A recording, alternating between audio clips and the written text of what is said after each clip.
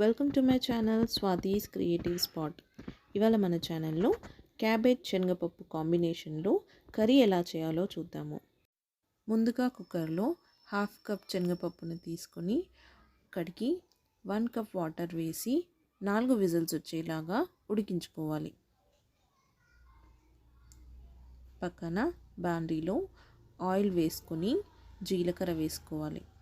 జీలకర్ర కాస్త వేగాక ఆనియన్స్ ఇంకా పచ్చిమిర్చి వేసి కాస్త సాల్ట్ వేసి వేయించుకోవాలి. ఆనియన్స్ కాస్త వేగాక అల్లం వెల్లుల్లి పేస్ట్ వేసి కరివేపాకు వేసుకోవాలి. అల్లం వెల్లుల్లి పేస్ట్ పచ్చివాసన పోయేలాగా వేయించుకున్నాక టమాటోస్ వేసుకొని మగ్గించుకోవాలి. టమాటోస్ మగ్గిపోయాక కొంచెం పసుపు వేసి కలుపుకోవాలి.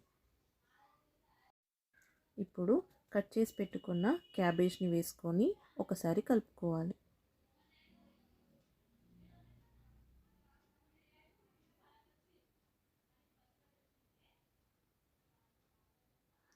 ఇప్పుడు తగినంత కారం, తగినంత ఉప్పు వేసుకొని ఒకసారి పూర్తిగా కలుపుకోవాలి.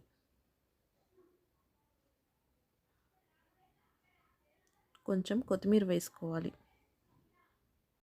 అన్నీ పూర్తిగా కలిసేలాగా కలుపుకొని ఉడికించి పెట్టుకున్న శనగపప్పును కూడా వేసుకొని కలుపుకోవాలి. ఇప్పుడు మూత పెట్టేసి మధ్య మధ్యలో కలుపుకుంటూ ఉడికించుకోవాలి. అంతే, క్యాబేజ్తో శనగపప్పు కర్రీ రెడీ. ఇది చపాతీలో కానీ రైస్లో కానీ చాలా బాగుంటుంది. వీడియో నచ్చితే లైక్ చేయండి, షేర్ చేయండి అండ్ సబ్స్క్రైబ్ చేసుకోండి. Thank you for watching.